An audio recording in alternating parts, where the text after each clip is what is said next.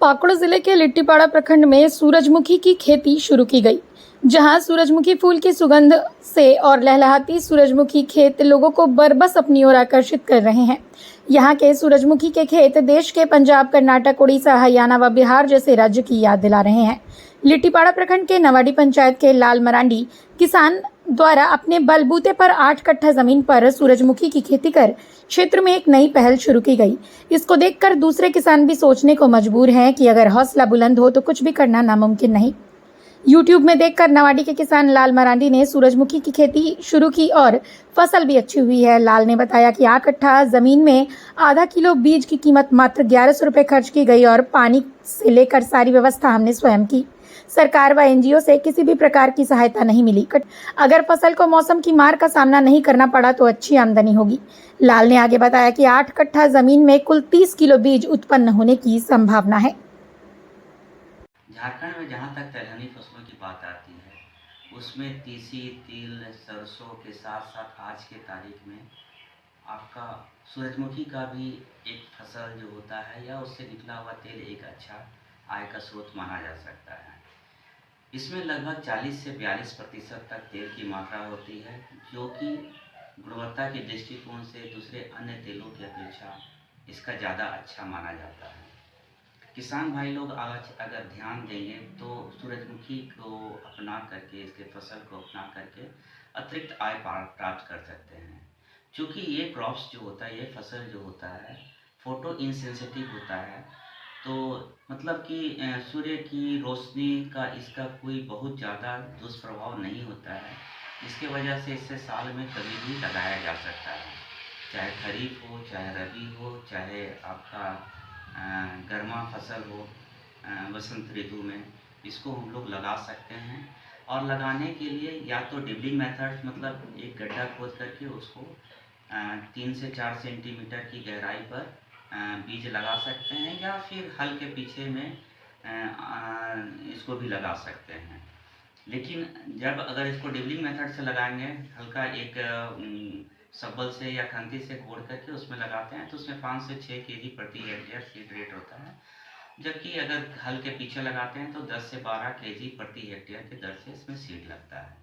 जहाँ तक प्रभेद की बात है तो KBSH1 हो गया या KBSH44 हो गया या COSFB 5 हो गया, ये कुछ हमारी हाइब्रिड उन्नत नस्ल की सूरजमुखी का फसल है, जिसको किसान भाई अपने खेत में लगा सकते हैं। जहाँ तक बात है सीड ट्रीटमेंट की, बीज उपचार की, तो कैप्टन हो गया बेबिस्टिन से 2 से 2.5 ग्राम्स प्रति किलो की दर से सीड का उपचार करके फसल को, बीज को खेतों में लगाना चाहिए। और ये लगभग आपका 90 से 110 दिन में हमारा फसल कट करके तैयार हो जाती है, जिसको उनसे अच्छी आमदनी मिल सकती है। जहाँ तक खाद की बात है तो इसमें गोबर खाद 10 से 12 टन प्रति हेक्टेयर, मतलब किलो की बात करें तो लगभग 10 क्विंटल प्रति बीघा के, 10 से 15 क्विंटल प्रति बीघा के दर से इसमें हम लोग खाद देने की आवश्यकता पड़ती है। और ये सभी तरह का मिट्टी, खास करके जो जिसकी pH 6.5 से 8.5 pH है, वैसे सारी खेतों में इसको लगा सकते हैं। तो कह सकते हैं कि पाकुड़ जिला के लिए हमारा सूरजमुखी का जो फसल है एक अच्छा क्रॉप्स हो सकता है, आय का एक अच्छा साधन हो सकता है।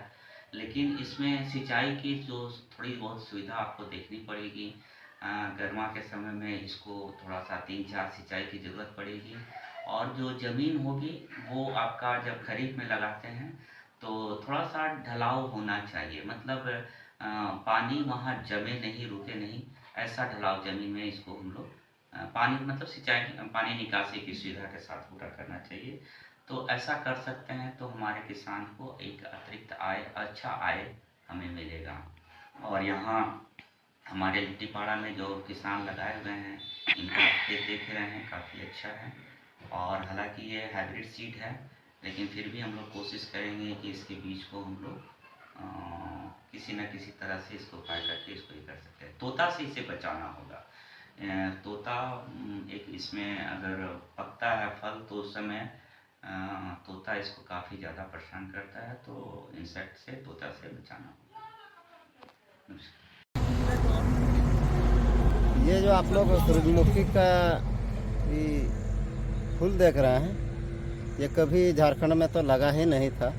मैं एक किसान मित्र हूँ, ठीक है। किसान मित्र होने के नाते तो मैं दूसरा चीज़ का ट्रेनिंग लिया हूँ। बहुत सारा बीज देती है सरकार, लेकिन सूरजमुखी का बीज तो नहीं देती है। लेकिन कभी कभी मैंने यूट्यूब खोल के देख लेता हूँ, तो लोग बाहर में खेती करता है, कर्नाटक, उड़ीसा और इधर भागलपुर वगैरह में खेती करता है। तो मैं सोचा कि चलो मैं भी करके देखता हूँ होता है कि नहीं इस मिट्टी में। कितना दिन लगा आपको इसका मेहनत में?